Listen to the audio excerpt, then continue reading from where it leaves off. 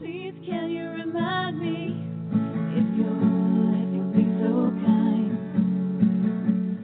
staring out into space, asking God to hear my case, trying to think of all things past. How long will my memory last? The purple angel,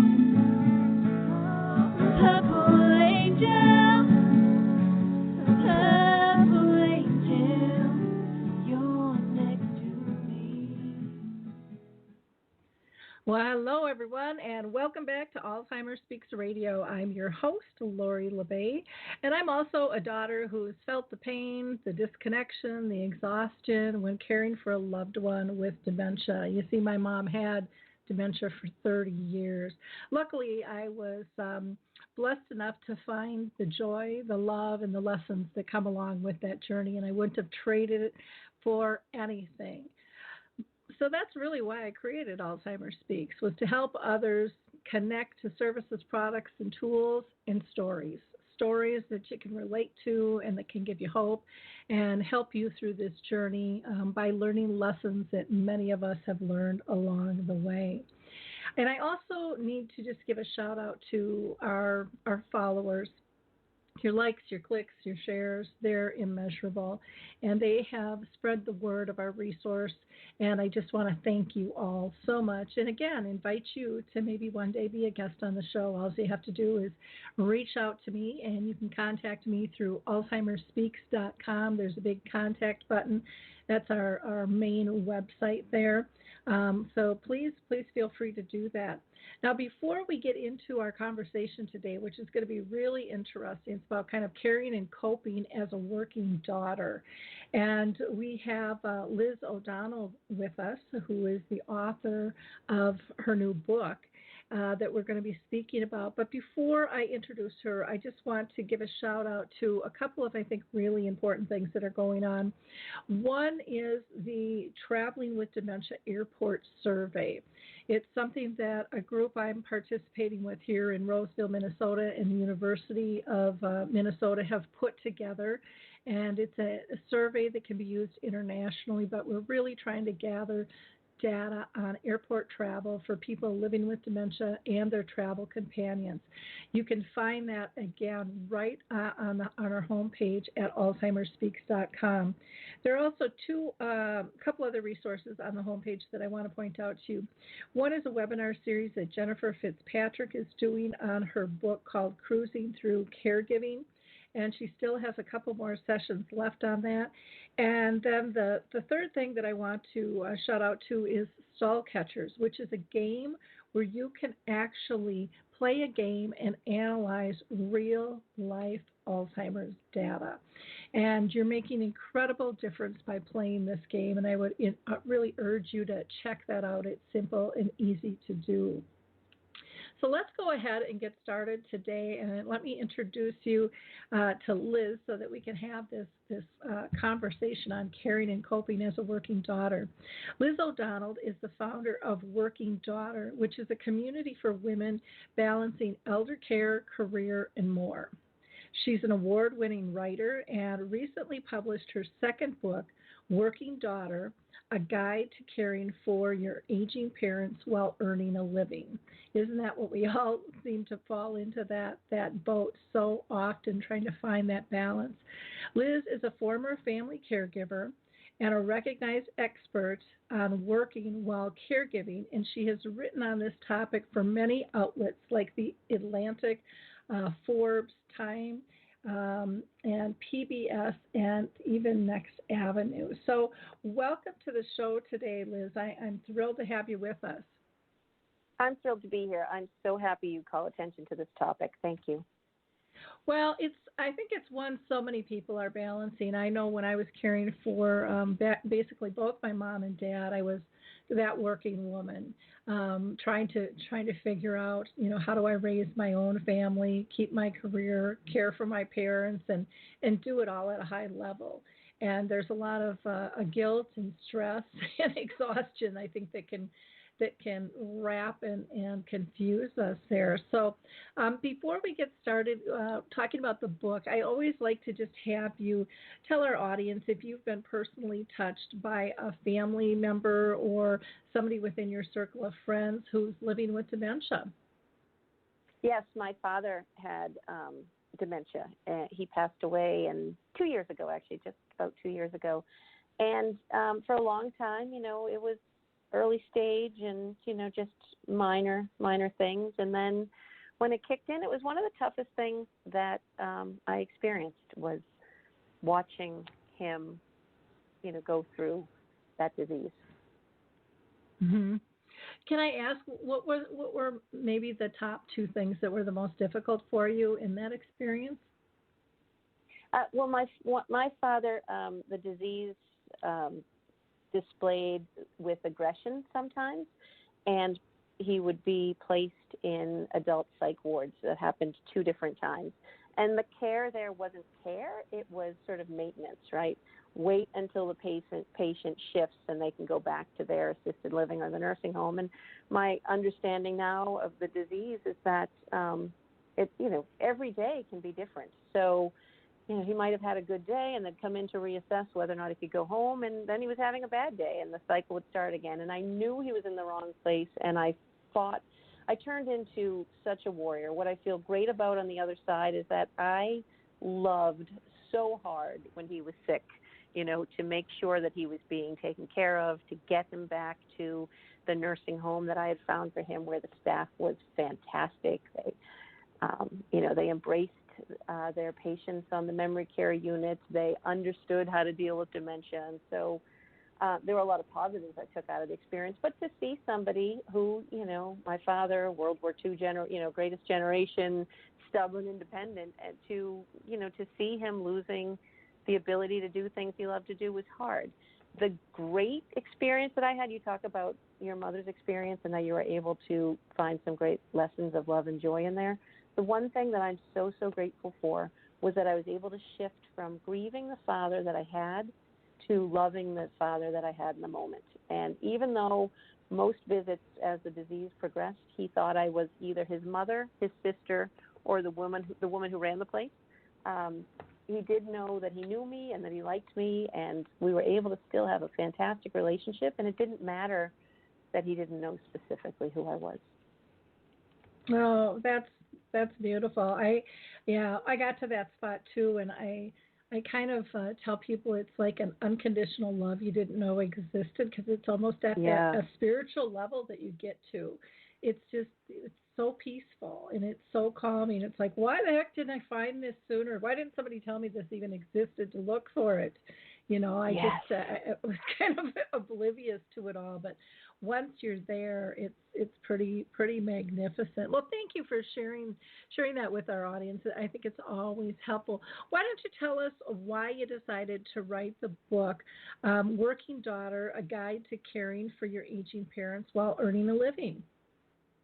Well, I had written a book about balancing motherhood. My first book was called Mogul Mom and Maid: The Balancing Act of the Modern Woman, and talked about there's data that shows that women tend to do more housework and chores and childcare than men, regardless of whatever the marital arrangement is or who's working and who's not. And I had written a book about that, and just as that book came out, my parents started to need more and more. And I had this aha moment. It was a day that started at 5. I answered some emails for work. I drove the hour and 15 minutes to where my parents lived to take my mother to the doctor. She wasn't ready. I had to push the appointment back. Then, it's get the prescriptions, take her to lunch. My dad needed help with his computer. Get back in the car, drive home, happen to drive over a big branch. So at one point I'm on the side of the road trying to fix the car. Anyway, that night I was speaking to a group of young mothers about the challenges of balancing childcare and career. So a day that started at 5 ended about 11 o'clock that night. I'm finally driving home, and I thought, what about I was just talking about working mothers. What about the working daughters? Look how hard it is to balance all of this stuff. And everybody's talking about how to help mothers.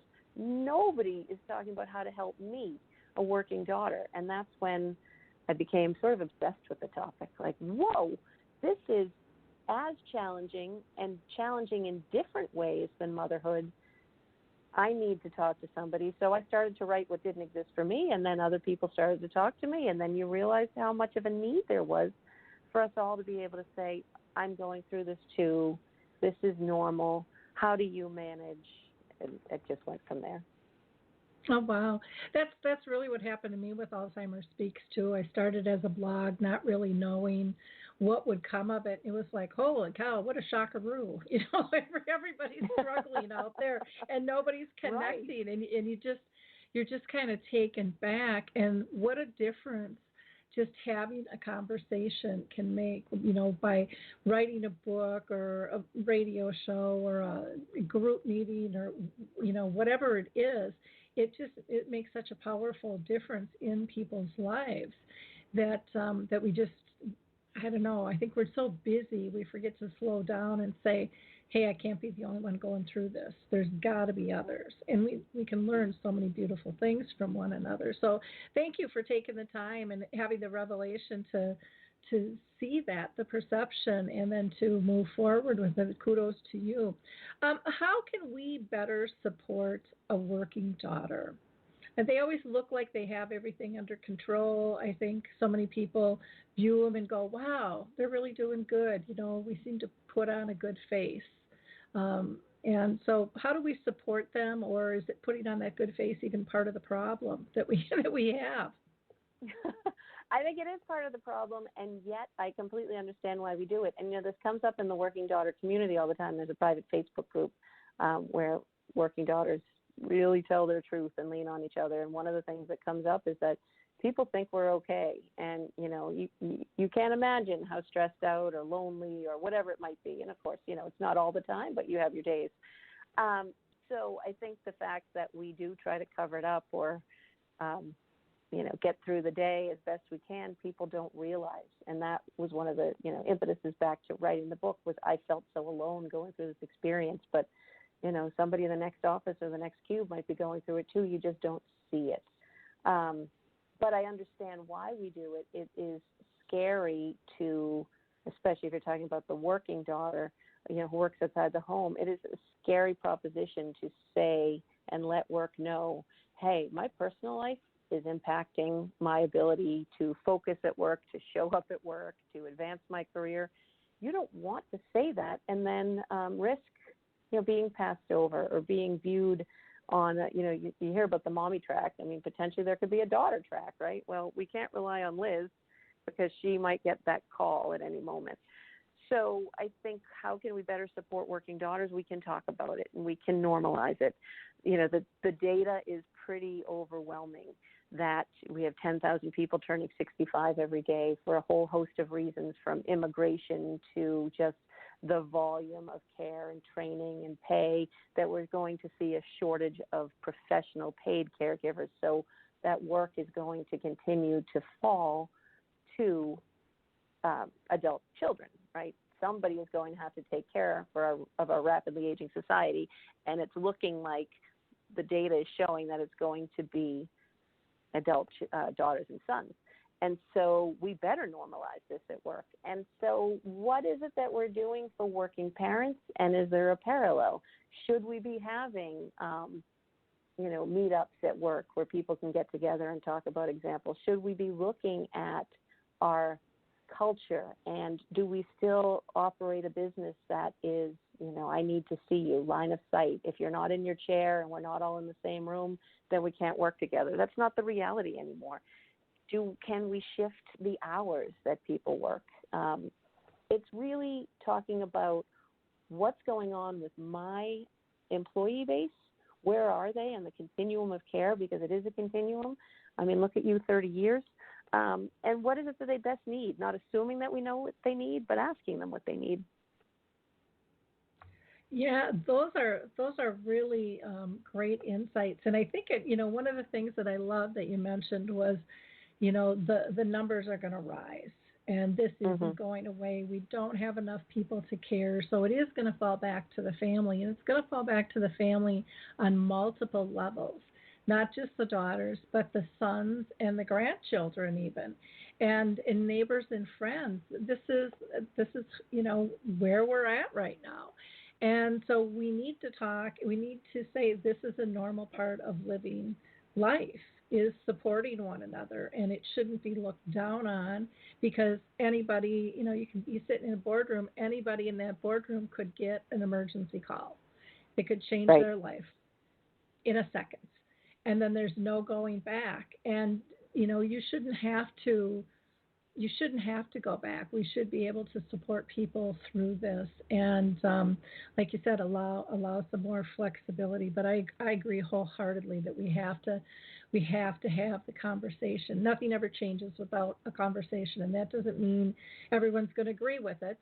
But that's how we come up with the best ideas, is to see what are people's needs, and everybody's are going to be a little bit different, and it's not going to change overnight, but we can make little progress here and there by having the conversation, by igniting the fire, by making people aware of this issue. And to me, one of the biggest issues with this is that there's almost a shame blame thing going on, and not shame on you for caring for somebody, because most people wouldn't be bold enough to say that, Right. But right.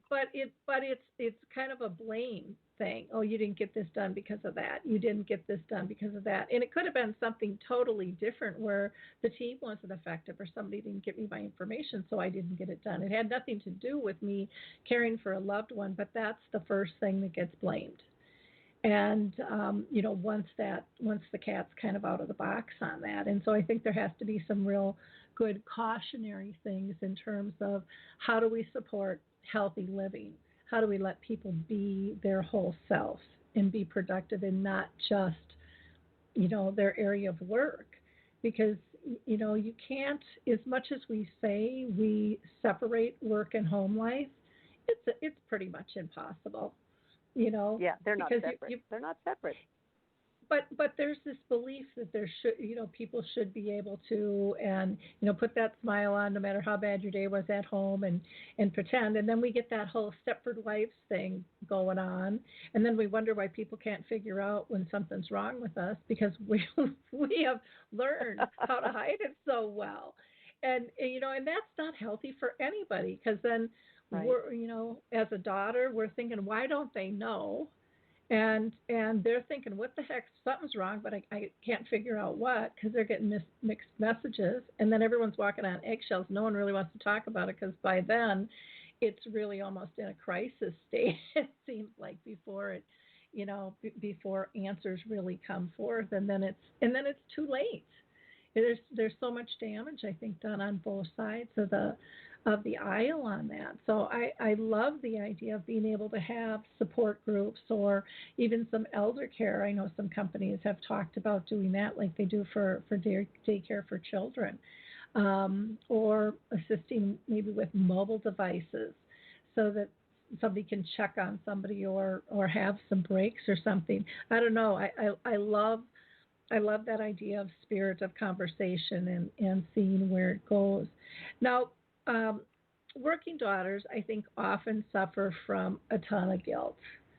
How do you dump that? How do you deal with that? Because that's, I think when we stretch ourselves so far, trying to be super mom, super daughter, super worker bee, whatever, we're not good at anything, because we're so split, and yet still trying to do it all. How do we get over that guilt, and still be the best we can be? Yeah, the guilt in this community is amazing, and I get it. There is never an end to the work, or the care, I should say. There's never an end to what needs to be done. So I understand where it stems from. We are, and I don't know that a lot of people realize this, how much caregivers do, right? We help with assisted daily living, right? We help with bathing and dressing and food. We run errands. We sort medications. That's a big responsibility, to make sure that you're giving the right doses.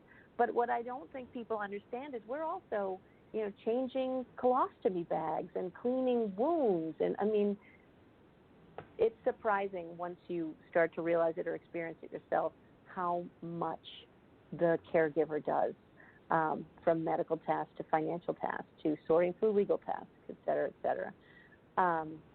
So when you're so busy doing all of those things, you run out of time to then take care of your parents' social needs. And we know isolation and loneliness is a big deal in the aging community, or a big issue in the aging community. And so I understand where the guilt comes from. I only have so many hours in a day. I work full time. I have children. I have an elderly parent to care for. I only have about 4 hours next Saturday, to go check on them and visit them. If they need errands and I go over to their place and see that they need the fridge cleaned out, or, who knows what, or they want me to look at the mail they got that week and help them, well, there goes that 4 hours, and I didn't have any time with them just to be their daughter, or to play a game of cards, or to say, hey, can I drive you over to see your friend? So the guilt comes from the fact that we wish we were doing more. We always want to be able to do more for our parents. I think the way you get over it is a couple of things. One is that guilt is misdirected. We should be angry at the lack of systems in place to support us and to support our aging society. It's not, we're the ones showing up, right? We're the ones showing up to help them, so we shouldn't be upset with ourselves that we can't do more than we already are. So I think it's a choice to redirect that guilt, and to tell yourself you're showing up, and to focus on what you're doing right versus what you're doing wrong. And that's the other thing. I think it's a choice not to feel guilty. It's active work to say, hey, I'm not going to go to bed tonight thinking about all the things I did wrong. I'm going to go to bed tonight thinking of all the things I did right. I showed up, I did the errands, I cared, I'm concerned, et cetera, et cetera. And to tell yourself, I will never feel bad for putting my family first, and I'll never feel bad for earning a living, because that's the other thing. There's no shame in the fact that we all need to work, and women are projected to live longer, and aging costs money. And so we want to continue to put money in our bank accounts so that we are set up for our retirement. And so never feel guilty that, hey, I'm not at mom's house because I'm at work. And likewise, I'm never going to feel guilty leaving work because mom needs me. And that's a choice every day. But it takes mental training. Yeah, and how do you get that mental training? I mean, when you're so exhausted. Anyways, I know for me, there were times I wasn't even thinking straight because I was just so exhausted from, feeling guilty and feeling like I wasn't the best me or the best daughter, and, that whole 9 yards. So how do you learn to make that shift? Well, I think a couple things. One is to find a community, and that's why, you emphasize this and I emphasize this. The conversation is so important. When we start to talk about caregiving, then we start to normalize caregiving. When we put a name on things, then we can identify them and find others who are caregivers. And I think if we have a support group, and whether that's you join an online community like Working Daughter, you join an in-person support group at, the local senior center or your church or wherever it might be, to find other people who can be kinder to you than you're being to yourself. It's funny, I see this all the time in the Facebook community as well, in the Working Daughter group. Somebody says, I just lost my temper, or I should have gone to visit Dad this Saturday, but I just couldn't get off the couch. I needed to rest. I'm a terrible person, And then all the other women in the community jump in there and say, no, you're not. Self-care is important. You need to take a break. You're doing all these things well. And then 2 days later, they're the ones saying the same thing about themselves and the person who felt guilty the day before, right? Because you're so much more generous to other people in your thought process than you are to yourself. So I think if you're in a support group, whether that's online, whatever it might be, listening to a show like this, then you say, oh, yeah, you're right. Why am I so hard on myself? I should be good to myself. And then I try to remind people every day at the end of their day to look in the mirror and thank themselves. And people think I'm crazy at first, but sometimes no one's thanking you, and you need to know that you're doing caregiving because it's who you want to be, not because you're expecting anyone to feel good about it or, thank you for it. And so I think if we just make a bedtime practice of looking in the mirror and saying, you rock, Laurie. You showed up today. and I'm going to go to bed with that as my last thought, as opposed to tomorrow's to-do list or the thing I didn't get to today. Build it into your bedtime routine or first thing in your morning routine, whatever works for you. Yeah, I think that is really smart, kind of those intentions. And you're so right when you said the women will come and say, no, you did great. But they do it to themselves. Right. It's so much easier to lift someone else up than it is yourself. Because, I think we're our own worst critic. And then we have our inner critic who even trumps us, telling us what a schmuck we are and we can do better. And sometimes you got to listen to that inner critic and say, heard ya, hit the road, Jack. I did the best I could with the energy and the time that I had. And, maybe I can do better next time. I will try, but that's all I had in me, and I gave it all. And it's not healthy to give it all away. We've got to be able to, find that balance and be able to get refilled. I know that was one of my biggest mistakes, was I was giving so much to everybody else. My soul got empty, and and then you just feel lost and even more exhausted. So you've got to find those things that fill you, because then you can be a better care partner, a better worker bee, whatever role you're in, you will be more whole with that. And I think that's absolutely a critical piece.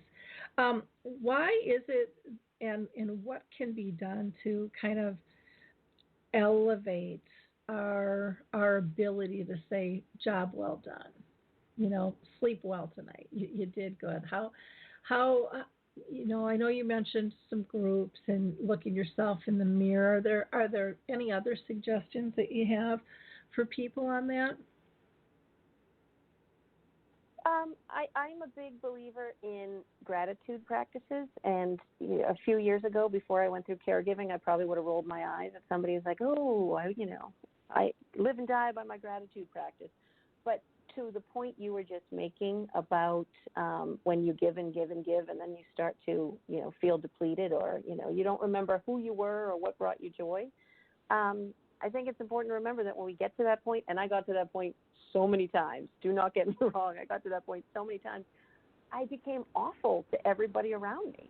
I think the polite word I'm looking for is I got really cranky, but, there's a less polite word that I would describe myself when, when I was just doing everything I thought I should be doing for other people and go, and feeling kind of victimized by it. I was cranky to my mother. I was cranky to my husband. I was cranky to my kids. And I didn't even like me, So by sort of taking a step back and realizing I wasn't really helping anybody, then that started to help. And when I was in that really sort of victimized, cranky place, I just said to myself, this is uncomfortable. How do I snap out of this? And I started simply by setting the timer on my iPhone to 1 minute and forcing myself every morning to say, for 1 minute, list everything that you're grateful for. And sometimes it was the fact that I woke up alive, right? Or it was coffee, or it was my favorite color, red, or it was Sauvignon Blanc, right? And then sometimes it was like, my job is going well, or I have healthy kids, so it could get deep or it could get really simple, like a new pair of shoes.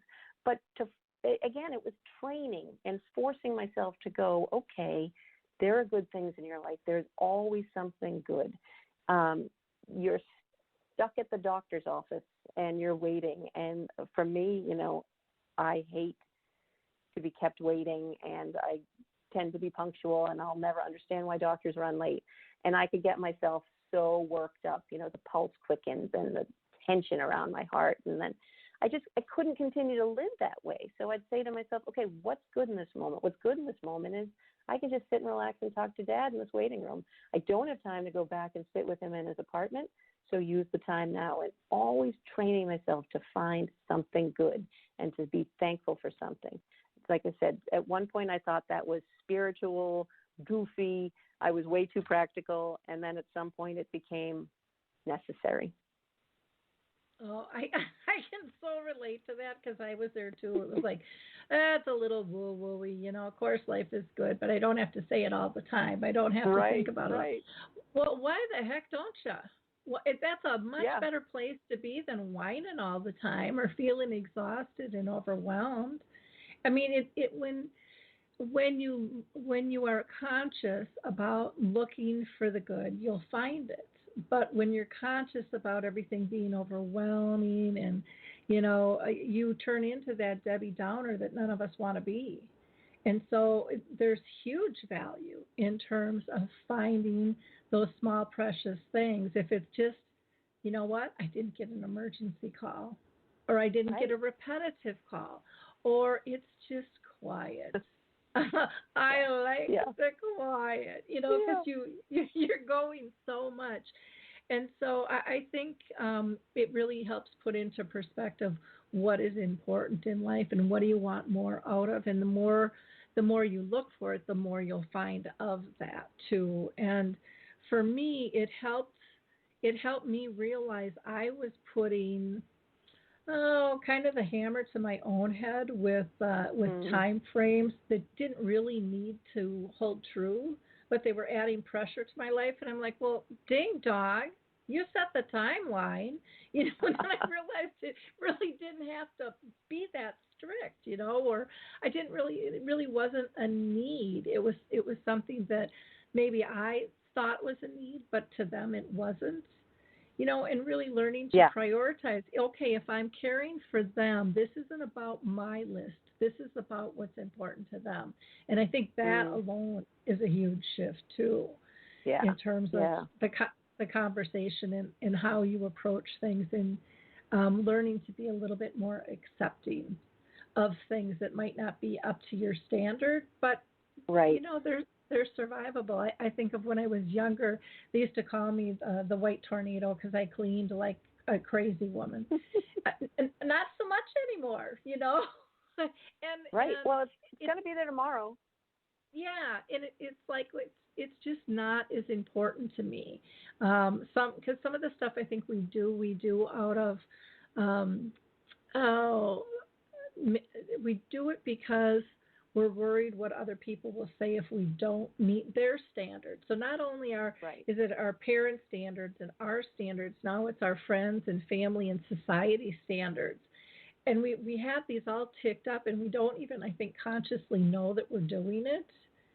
But then when you step back and go, holy crap, I don't need to. This is not important to them. It's not important to me. This is our relationship. I have a right to stand up and fight for our relationship, not what everybody else thinks it should be. It makes a huge, huge difference. What are some of the biggest challenges you see with dementia caregivers? The things that they face, because they're in some ways different a lot, but again, a lot of similarities to caring for. I don't care if it's kids or somebody with cancer, caring can be caring, but there are some definite differences, I think, with dementia as well. So what are some of those challenges that you see that are a little bit different with dementia? The biggest challenge I see is lack of education and understanding. I know in my case, and I see this with the working daughters I talk to on a daily basis, your parent is diagnosed and you're sent home. And maybe your parents put on, was it Aricept or whatever that drug is that's supposed to slow the memory loss. But that's it. It's gone. Bye-bye. You're at home. And, I didn't know that there were stages of progression. I didn't know what to do when my father fixated on, he was constantly asking me where some car was. I didn't know what car he was talking about. I made it up as I went along. Tried to ask myself, what's the most compassionate answer here? And I'd say, I'll take care of the car, and he would move on, as opposed to, Dad, you haven't driven a car in 5 years. What's your problem, right? There was no training. And so that, to me, is the biggest challenge. There are a few voices out there, and thank God for them, including you, that are helping people understand dementia. The other thing, and again, back to the voices and why I think conversation is so important and your show is so important, is there's still a stigma. It was at first embarrassing to admit that my dad was in a psych ward. And then I was like, what the heck? Why am I upset? if my spouse had cancer, and he did, and he needed to go to the hospital for some extra fluids after his chemo treatment, there was no shame in that. He needed some extra fluids. But if my dad's disease, showed up in an aggressive way and they put him in the hospital, well, that was the disease, so what? It was just another symptom. And so I think there's a stigma because the behaviors can feel embarrassing, or why do they repeat themselves, or why do they move the fork when we go out to a restaurant a certain way, or, why are they talking about something that isn't a reality for the rest of us? Well, so what? It's a disease. Yeah. Well, and one of the things, too, I have had so many people deal with the behaviors and have their loved one go into a geriatric psych, and that's because staff aren't trained. Companies aren't able to deal with it. So it's not even just us. And I think sometimes we think it's just us, but it's the medical professionals who should be referring us to resources. And I mean, people are lucky if they get a number to the Alzheimer's Association or the Alzheimer's Foundation. I didn't even know either of them existed back in the day. I had no idea how many resources there were available to us, and had to find it on my own. And that shouldn't be happening. People should be given a resource and, or a coach, someone who can really stand by them and help. And that devastation of the geriatric psych has so many levels of devastation, from the person who's diagnosed to the family and friends. They were never like this before. Trying to understand it, trying to support them, and yet there's a stigma, like there is with any kind of mental illness, where there's this kind of shaming thing. Well, they should know better, they shouldn't be doing that. And it's like, it doesn't work like that. That portion of the brain's gone, it's been eaten up by little gremlins. And so I think you're right. I think education on multiple levels is huge, and again, being able to allow people a place to talk openly and get support. I think and there's a lot of different support groups out there. One of my favorites is like the Memory Cafe, where the person with dementia and the care partner all come together. Because I don't know if your family went through this, but I know mine did, where family and friends they inched away. And then the world got really small. And so being able to have that new circle of peer companions is really nice. Others that really know the walk you're going through, or the Facebook pages like yours, where people can really have honest conversations. That they tell stories in those groups they've never told a soul before. Right. And so that kind of being anonymous, yet there are these deep friendships that come out of these groups, and deep support because people truly understand. What are some of the biggest challenges you see the working caregiver, themselves facing? Well, I think if we can just tie back to the last question for a second, I think that's another challenge around dementia, is because of the lack of education, and because many caregivers don't know what the path forward is going to look like. They can't adequately prepare their lives and set up their lives to, for the progression of dementia. So that's a challenge, I think. And now I forget what the question was because I went back to the last one. Oh, yeah. No, what some of the biggest challenges are for the working caregiver? What are the biggest ones they're facing working right now? Yeah, I think the unpredictability of elder care. A lot of people put child care and elder care together as sort of, we look at the issues the same way. And while there are many, many similarities, and what you were talking about so eloquently a few minutes ago about the fact that, workers do have lives and we need to make space for that. But we can't treat it all with a blanket approach, because the thing about elder care is you never know when that call might come. You never know when a disease might progress. So it's similar but quite different. I think also from a child care perspective, in most cases, that's a very joyful experience. There might be a lot of stress around balancing care and work. There might be a lot of stress around the tasks that you do, but it's kind of steeped in joy and hope, and this is the future. In elder care, you've got these workers who are caring for somebody, and I think there are huge gains to caring for somebody, but it's challenging as you go through it, and you're facing end of life. And so we've got these caregivers coming to work who are not only doing a second or a third job at home, not only thinking about the huge task list that they have and hoping that they can make it through the meeting without getting a call and, not be the flake at work again who has to leave early or gets the emergency phone call, but they're also potentially grieving because, as I'm sure you know after your experience, and it's not something I understood until my parents got sick, grieving starts a heck of a long time before your parent actually passes away. Every time they exhibit, some characteristic or change from what they used to be capable to do, whether they're no longer driving or they're no longer buying you a birthday present. It's not the birthday present you miss. It's the fact that your mom isn't going to celebrate your birthday the same way. Your mom has changed. And with dementia, there's so much grieving of the person who was, even if you're able to accept the person who is. So these people are coming to work with grief. And so back to the more we talk about it, the more we challenge workplaces to understand that every single employee who walks through that door is on some continuum of care, whether they are parenting, adult childing, or whatever the word might be, right? They have spouses to take care of, or they're concerned about their elderly neighbor. We all have life, and it comes through the work door with us every day. Yeah, that's very true. Or they might be having health issues themselves, because a lot of times that comes into play, with all the stress, and again, not being in balance. I know for myself, all of a sudden I ended up with acid reflux and asthma, and then after my journey was over, poof, they went away. Wow. Yeah.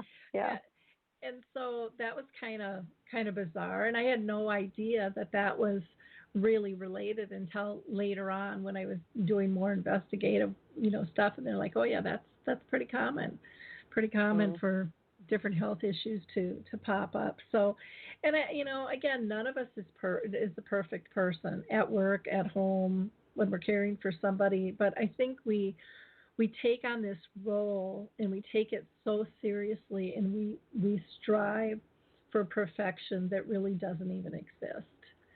And no room for perfection. Yeah, no room. Yeah, especially when... And no need. Yeah, when... And in today's world, we're moving so fast. Everything really is about spontaneity and being quick on your feet, and trying to avoid a disaster more so than anything. But that right. Doesn't mean it's going to get done perfectly. It's just not going to be as bad as it could be, in a lot of ways. And so it's kind of funny how our psyche, how it's been pounded into us that we should do this alone and we should do it perfectly, and we shouldn't complain and we shouldn't ask for help. Because to me, I guess I've learned we should probably do the opposite of all those things. We should ask for help. We should, lean on others. We shouldn't try to do it all. It's a very, very interesting state. It'll be interesting to see how companies pursue this. Yeah, because it does, and it's going to continue to affect their production rate. And if they don't find a way to be able to support people on this, I think it's going to have a big impact on them sooner or later. It's just a matter of time if it hasn't hit already. Right. Who knows? Maybe a lot of our turnover has to do with some of this stuff already, which so many companies are worried about in dealing with, not being able to maintain staff. Maybe some of it has to do with how they're treated or not treated.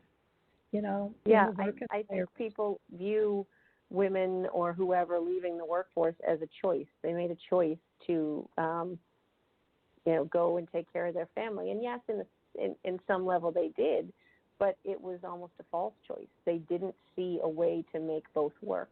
And that's, if the companies are concerned about the, huge millions of dollars in turnover and retraining and, retention problems, then they would see that it is well worth the investment to look at why these people are leaving and look at what they didn't feel they had to be able to stay. Mm-hmm. Well, and don't you think, and this is a little bit off topic, but yet not, I think a lot more men are starting to step into this role too. I know I've seen that much more from husbands to sons, because maybe there isn't anybody else that's willing to. I think a couple of things are happening. Maybe there isn't anybody else. People are having fewer children, so there are fewer siblings and children to rely on to do the caregiving. I think it has to do with how rapidly our society is aging, so it's sort of an all hands on deck.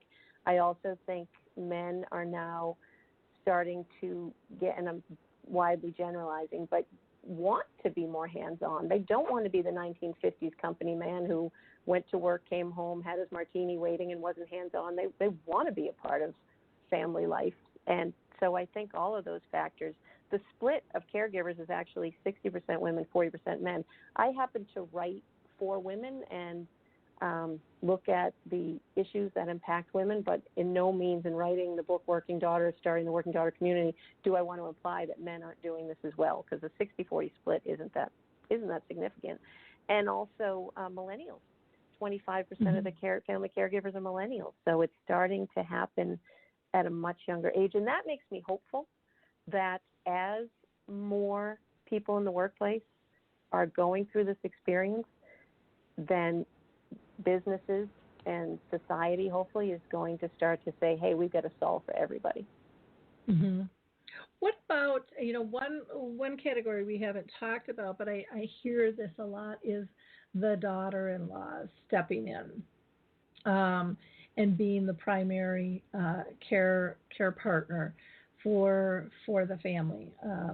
Maybe there's not a daughter in the circle, or maybe that those daughters are out of town, and then all of a sudden it's the daughter-in-law who's kind of the primary. And I've heard stories of that, and then they're like, everything's going smooth until a point, and then all of a sudden everything gets pulled back, and no one really knows what's going on, or they think they're not, and I mean, it can get kind of toxic fairly quickly if there's really not good communication. Have you run across much of that, where it's not an immediate family member but a daughter-in-law who might be working and then also being kind of the primary care coordinator for everything?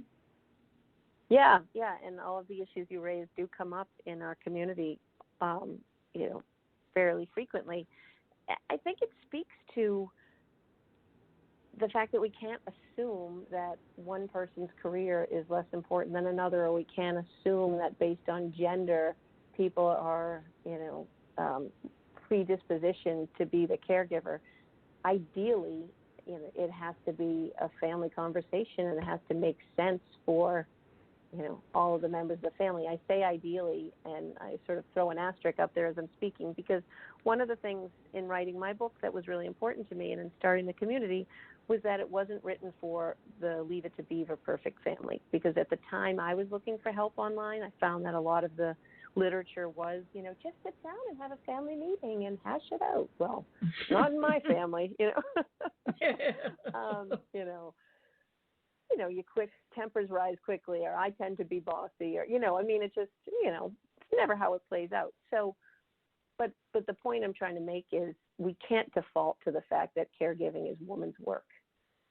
It may be the woman in the family who does step up, or maybe the woman in the family who makes sense, but it can't be the default. The default has to be, who is best suited to do the kind of work that needs to be done, whose life is in the best position to be able to make space for that. And don't forget, the person who is getting the care might have an opinion about who they want doing those tasks and being involved in their life. So, it's different than child care. It's not like, hey, 2-year-old, you're going, here's your babysitter for the day. This is, helping somebody navigate a really interesting time and challenging time in their life, and assuming, no cognitive decline, they should have a say in that. Definitely. I think that's a real important difference. I think also these family conversations, it's so easy just to say get everybody around the table, but most families, in my opinion, are dysfunctional. I've met a handful of people that go, "Oh, we haven't had that." I'm like, count your blessings, because most people go through this, And in my own family, I saw myself as being organized, just real organized.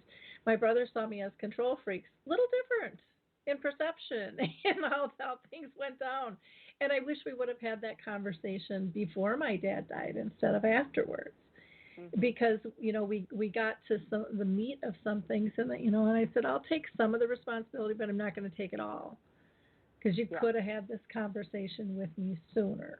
So, in a lot of ways, it's an easy excuse. I think the other thing that can come in, and I've seen this with the in-law situation, is all of a sudden they're being, the siblings are being judged for not stepping in, and then an in-law is stepping up, and it's almost a pride issue of where the change is coming from, where it's being forced. It isn't that somebody has the time now or wants to do it, but there's some outside factors a lot of times I've seen, and again, not all the time, coming into play with kind of trying to change the baton or judge the work that someone else is doing. It wasn't even from the immediate family initially, but it was almost fed to them, and I found that's very interesting too. And I think we have to, as individuals, we have to be supportive in people's lives. And again, if we're going to truly be supportive, that's not judging their choices. Yeah, there's no one right way to do any of this, right? Mm-hmm. And so the way your sister or your sister-in-law, your brother-in-law might be doing it might not be the way you would do it, but is it good enough? And is it okay with the person, who's receiving the care? And then, how can I help? As opposed to, I wouldn't do it that way, or let me take it now, because continuity can be important.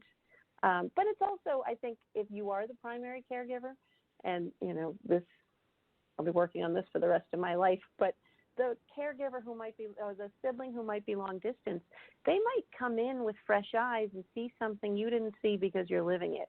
And so if you can pause, and again, I'll be working on this forever, but if you can pause and say, they're not criticizing me, they're pointing out something that I'm incapable of seeing because I'm too involved. It makes space for that opinion. Yeah. Easier said than done, but. Yeah. Well, I think we're just so used to people judging us. We have that perception, and so we're ready to kind of be on that attack mode instead of really being open-minded and kind of for the better good. Someone's got an alternative motive, for what they're saying or how they're saying it, or why didn't they say it sooner before this went into play? Because they didn't see it either. Sometimes it can be really innocent stuff. And I think with texts and emails, it can complicate things too, because now you're not hearing the tone of voice, and if people can video conference and really be able to see the nonverbals of what's going on with those words, I think can make a huge difference as well. Well, Liz, this is really go ahead. Oh, sorry. I was just going to say, I think I wrote in the book, be prepared to dust off the family dysfunction, because you're all of a sudden your inner 7-year-old comes out, right, with your sister, and you're like, she's looking at me. It's just it's such a vulnerable and important time of life, and so you tend to sort of sink back into those roles. So just be prepared for that. Yeah, that's a really good point. And a lot of times those roles, they just don't go away in some families. Right. They're just embedded there for life. You were the baby of the family. You're always going to be the baby of the family, even though you make 3 times the money and have a bigger job and house or whatever. You're still the baby of the family in what it is. You might be the attorney, but they're still going to get a different elder law attorney. you know, Exactly. It's an interesting thing, and I think, you know, one of the things we have to do with life in general is just really use that phrase. And I know my folks used it a lot growing up, was pick your battles. And I don't think we pick our battles. I think we just go to battle these days, and we say things without thinking them through sometimes on how they could be perceived. And you know, this will be a journey in terms of learning to, I think, communicate better, to care better, and to love at a deeper level, and help you prioritize what's really important in your life. And nobody can make that decision but you. You know, with that. So thank you so much, Liz, for this conversation. This hour just blew by so fast. It always does, and I'm not surprised. Again, Liz O'Donnell's book is Working Daughter, A Guide to Caring for Your Aging Parents While Earning a Living. And you can reach her by going to workingdaughter.com. That's workingdaughter.com. And right now the book is just kind of in pre-launch. So when are you looking at that actually launching, Liz? August 8th, so very soon. Okay, yeah, that's just right around the corner. And you can pre-order your book, so it'll be hot off the press. Any last words of wisdom? We've got a couple of minutes left. So, yeah, there's one thing I'd like to point out. I talked about, you know, the choice of shifting your attitude and remembering what you're grateful for and remembering to thank yourself. I do believe that, and I think it's very important, but I don't want anyone listening to think that I expect us all to go through caregiving like Pollyanna, like this is all wonderful and good. It is hard. And personally, I'm also, as much as I'm a fan of, you know, setting that timer to have a gratitude moment, I also sometimes set the timer and throw myself the biggest pity party in the world, you know, complete with double stuffed Oreos and a glass of wine. I think it's okay to sometimes say this completely sucks and I'm going to feel sorry for myself and watch Netflix for 2 hours. I think the key, though, is to set a timer on the pity party as well and then say, okay, you deserve that. So what now? What? Yep. And get up and go. Yeah. Yeah, good advice. I remember going down in my basement after everybody had left the house and just screaming at the top of my lungs. I didn't want the neighbors or anyone in the family to know that I was just so frustrated and exhausted, and just sat down and cried, screamed and yelled, and then I was like, okay, I can move on now. I got that out of my system. Yep. Okay, now I've got to go call, you know, the phone company or whatever. Yeah. Yeah, and all of the emotions that you had prior to getting into a caring situation, you know, you're still going to have all of those emotions. You know, they might peak and valley a little bit more, but you're still going to be exposed to them. You're still going to feel them all. So you still have to manage them, and you know, and it's okay to, like you said, have those pity parties or screaming, you know, matches by yourself or yelling at God. I know I've done that a few times too. You know, just as long as no one else is getting hurt, and that you don't stay in that spot. You don't stay there. You know, it's a phase. It's a phase. Emotions are fluid. They're meant to be fluid. So you're not going to be high all the time and happy, and you're not going to be sad and depressed all the time either, you know. So just keep flushing those emotions through. And again, I love that tip of having some type of gratitude practice, and I think writing them down is extremely powerful. And that 1 minute talk before you go to bed, I did good. You know, I did good. Yeah. Because so many times we don't know those. Well, again, thank you again. People can go to workingdaughter.com.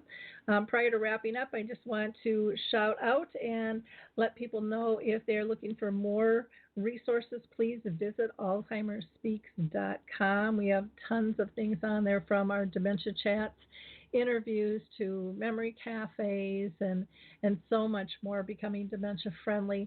There is also a new survey being put out by the A-List, and I would recommend that you check that out. If you go to our blog, you will find that. Just scroll down. It's listed on any of our posts, along with the link to Memory Cafe Directory, which is just memorycafedirectory.com. Have a great week, everyone. Bye now. It's time to rethink, renew, and reimagine retirement. Hey everybody, Jared Sylvester here, host of Retire Repurposed. Now, this podcast is about the non-financial parts of retirement, which many times can be even more challenging than the financial. We believe retirement is not the end, rather the beginning of what could be the most impactful, purposeful, and fulfilling season of a person's life. So don't retire, become repurposed. To listen now, search Retire Repurposed on your favorite podcast platform, Senior Resource, or Life Audio.